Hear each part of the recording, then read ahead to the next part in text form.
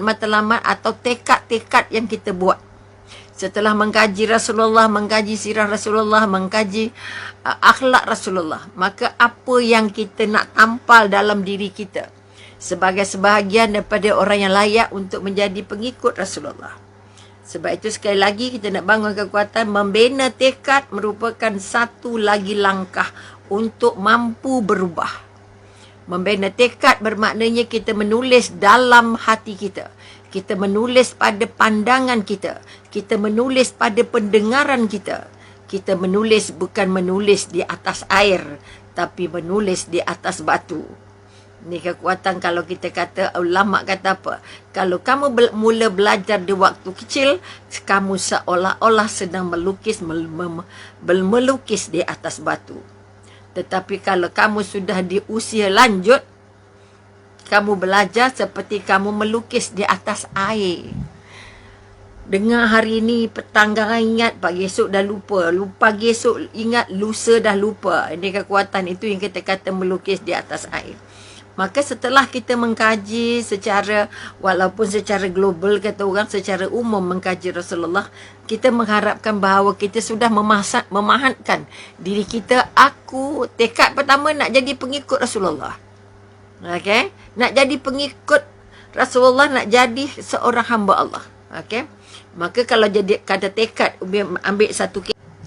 Maka kalau kita melihat satu kisah yang dikatakan, apa yang dikatakan tekad. Okay?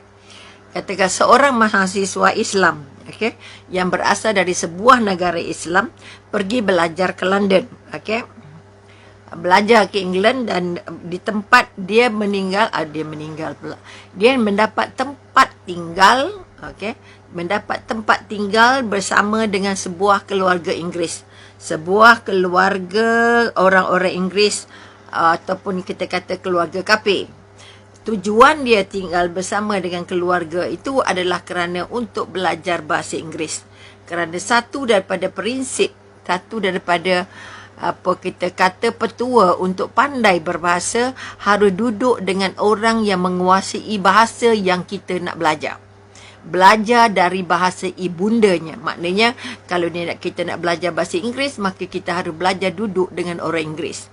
Kalau ini juga dibuat oleh orang Jepun yang menghantar beberapa karyawannya ataupun pekerja-pekerjanya, pengurus-pengurusnya untuk datang ke Malaysia untuk belajar bahasa Melayu dari orang Melayu. Walaupun ada guru-guru, ada pusat-pusat bahasa di Jepun, tetapi mereka mengatakan Jepun dan Korea yang menghantar orangnya, dan Umi sempat menjadi sebahagian daripada pengajar-pengajarnya. Mengajar orang asing belajar bahasa Melayu dan nak tinggal dengan orang Melayu kerana dia nak memahami bahasa itu lebih cepat dan memahami budayanya. Itu tekad orang Korea dan orang Jepun. Kerana apa? Dia kata, kalau kami sudah pandai berbahasa Melayu, kita bila berunding dalam perniagaan, kita tidak mudah ditipu. Itu sebahagian daripada sebab mengapa mereka belajar bahasa.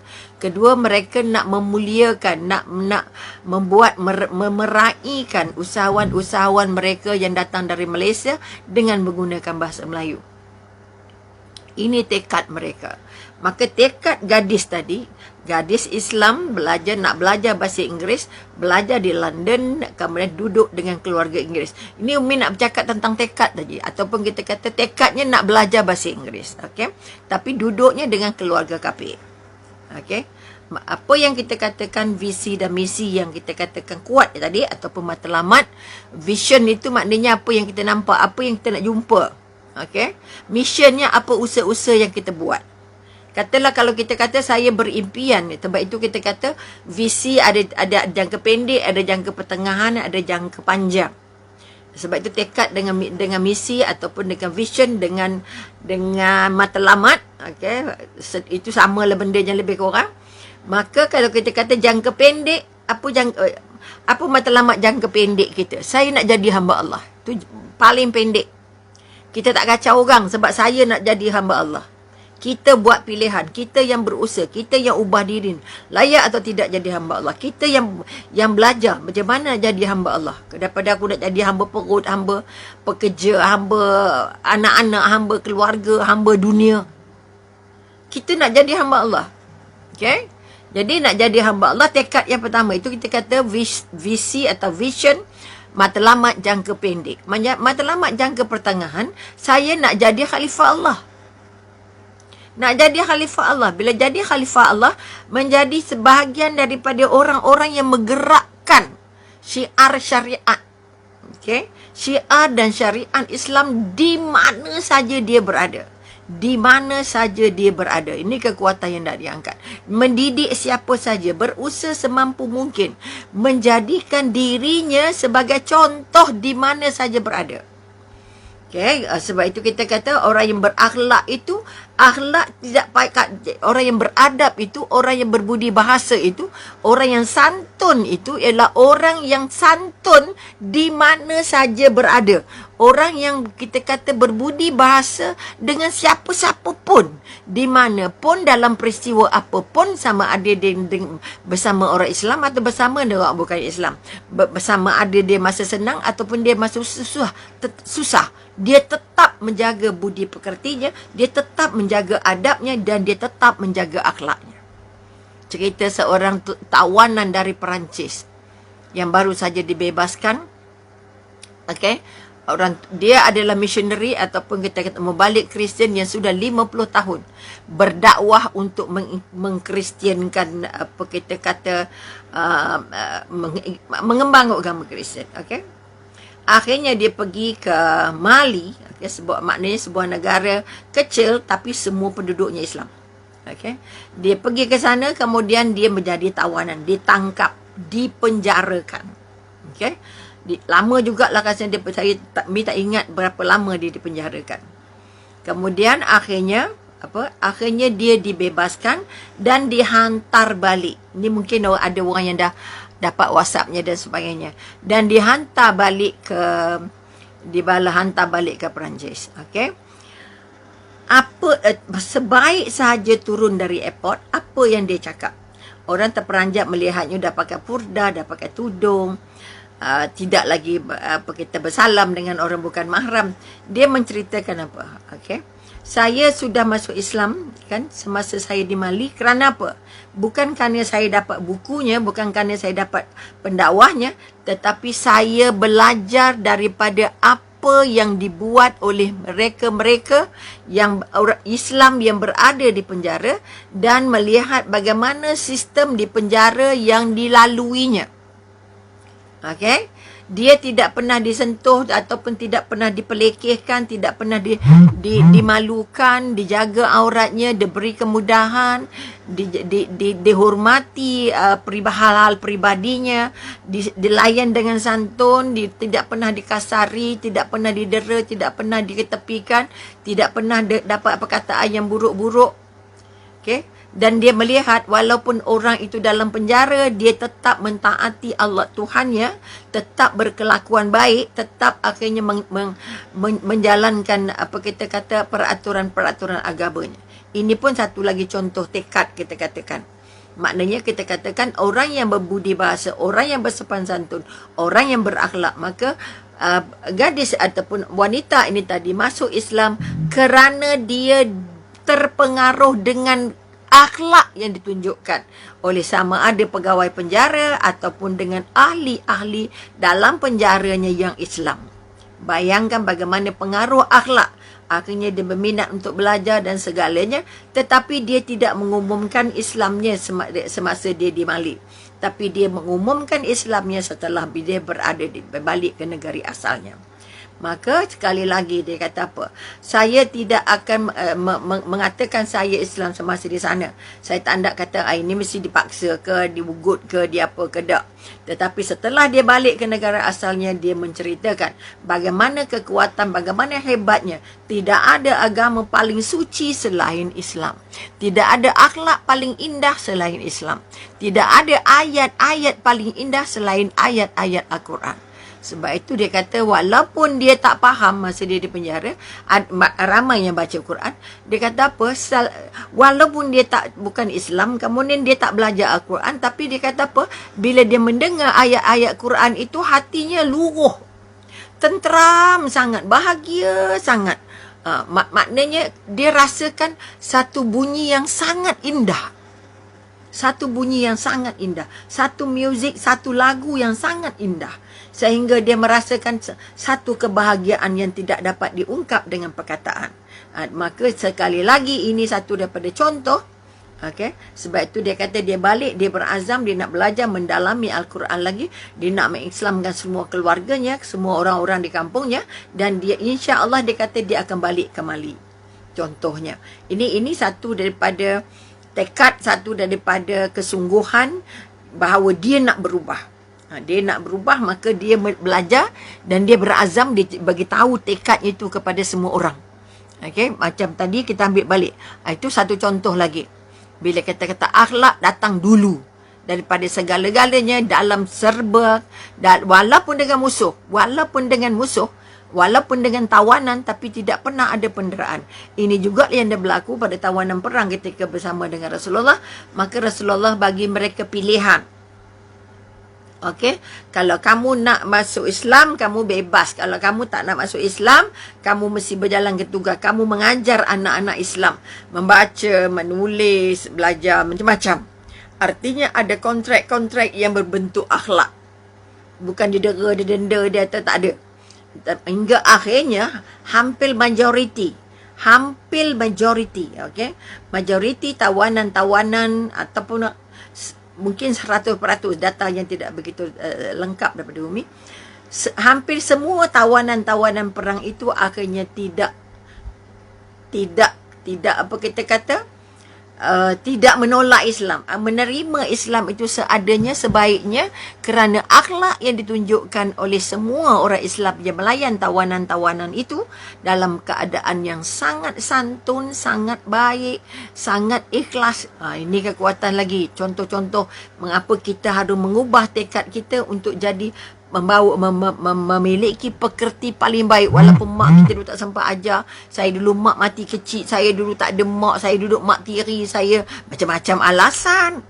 Okay? Tak, jangan. Sekarang ini kita bertanggungjawab atas diri kita sepenuhnya.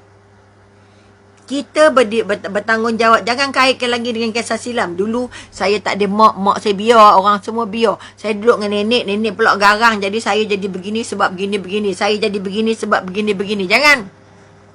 Jangan lagi mengaitkan perkara-perkara silam, terutamanya yang ada kaitannya dengan orang tua kita. Orang tua kita sudah berangkat, biar mereka tenteram bersemadi di apa kita kata, di tempat yang Allah letakkan. Jangan kita ungkit-ungkit mencari kesalahan-kesalahan. Sebab itu sekali lagi, kalau kita sudah dewasa, kita membuat pilihan. Bila kita membuat pilihan pertama, saya nak jadi apa? Saya nak jadi baik, nak jadi meragam. Artinya sekali lagi, jangan, kalau kita belum jumpa akhlak yang baik, bukan Umi nak tuduh Umi baik, nak ngaku Umi ni baik, tak juga. Sebab kita berazam nak jadi baik. Siapa yang berazam nak jadi baik dan minta dengan Allah, setiap hari, ya Allah, itu aku baikkan akhlak, aku baikkan pekerti aku seperti mana engkau membaiki akhlaknya Rasulullah. Lembutkan hati aku, sembutkan hati aku untuk beribadah, untuk berubah sebagaimana engkau lembutkan hati Sayyidina Umar. Surah Toha ayat 1 sampai ayat 5 sahaja. Membuat Sayyidina Umar yang menyinga-nyinga singa padang pasir itu akhirnya jadi kucing. Jadi orang paling ketat, orang paling kuat, orang paling dekat, orang yang paling tawaddu, orang yang paling tingkat imannya, ya Allah, kental, sehingga Nabi kata, kalau ada Nabi selepas aku, pasti Sayyidina Umar adalah orangnya. Untuk menunjukkan bahawa yang tadi garang musuh ketat apa semua tu, okay, nak bunuh Rasulullah, tapi akhirnya jadi teman paling dekat. Ini kerana apa? Kerana tekad untuk berubah. Tekad untuk berubah setelah melalui berbagai bentuk kehidupan, telah melakukan. Sebab Sayyidina Umar pahlawan. Apa saja dia lah juaranya. Juara.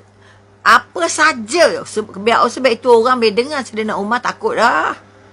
Dengar Sayyidina Umar saja sudah sangat takut. Kerana garangnya, kerana ganasnya, kerana macam-macamnya, kerana gagahnya dan sebagainya. Sebab itu sekali lagi kita diberi contoh. Maka kalau kita kata aku ni memang keras hati, aku ni memang susah nak berubah, aku ni memang kedekut, aku ni memang sombong, aku ni memang garang, aku ni banyaknya. Senaraikan, tuliskan, minta dengan Allah setiap kali solat. Ya Allah, itu aku tak nak jadi garang, aku tak nak jadi kedekut, aku tak nak jadi sombong, aku tak nak jadi busuk hati, aku tak nak dengki, aku tak nak, apa lagi sebutlah. Ya Allah, baiki akhlak aku ni. Ya Allah, baiki. Ya Allah. Kalau Saidina Umar pernah bunuh anaknya, itu pun kau bagi ampunan, kau baikkan dia. Kau pilih dia, bagi dia petunjuk jadi orang kanan Rasulullah. Maka ya Allah, bantu aku ya Allah. Okay. Bagaimana engkau selamatkan Musa daripada dikejar menjadi musuhnya Firaun, maka selamatkan aku dari kejahilan-kejahilan. Selamatkan aku dari, kita takut dari coronavirus je. Tapi tak takut akhlak yang buruk. Sebenarnya akhlak yang buruk itu lebih bahaya daripada coronavirus. Kerana akhlak yang buruk itu, okay, akhlak yang buruk itu bukan saja menyebabkan kita buruk dalam di dunia, tapi juga kita buruk di akhirat. Sebab itu kita kata orang, ulama' kata, ulama' kata apa? Orang yang akhlaknya buruk itu seperti tembika. Tembika maknanya mungkin tembika pasu ada lagi kot. Okay? Seperti tembika yang dah pecah. Tembika yang dah pecah-pecah dan tak boleh disambung kembali. Bayangkan itu akhlak yang buruknya. Yang kita kata akhlak yang buruk tadi. Tembika pecah, tak boleh gam dah. Kalau gam pun tak ada siapa nak pakai, memang dia tak akan jadi. Kalau katalah, kalau tembika je, maknanya kita kata pinggan tembika pecah, terpecah lah. Tak boleh nak digam-gam lagi, tak ada, tak cantik, tak maunya. Tak maunya jadi pinggan balik contohnya. Ataupun pasu tembika dan segalanya. Vas tembika yang pecah-pecah, jalan buang je, tak ada lagi gunanya. Maka orang yang akhlaknya buruk tadi tu, itulah rupanya. Maka sekali lagi tekad kita ni banyak buruk ni, banyak dosa ni, banyak tak cantiknya. Sibuklah memutihkan kulit, memutihkan muka, memutihkan segala putih. Okay? Untuk jadi cantik. Dan sekarang dah cantik dah. Tolong cantikkan akhlaknya. Tolong cantikkan hatinya. Tolong cantikkan peribadinya. Tolong cantikkan cara bercakapnya. Tolong cantikkan cara berjalannya. Tolong cantikkan cara berbualnya. Tolong cantikkan cara masaknya. Tolong cantikkan cara memerintahnya. Bisa nah? Jangan kacau ibu. Masya Allah, garangnya. Nak ajak makan je. Oi, bila nak makan? Jom, turun makan. Ya Rabbi, maka sekali lagi, kita memang ada baik dan buruk. Tak dinafikan buruk semua.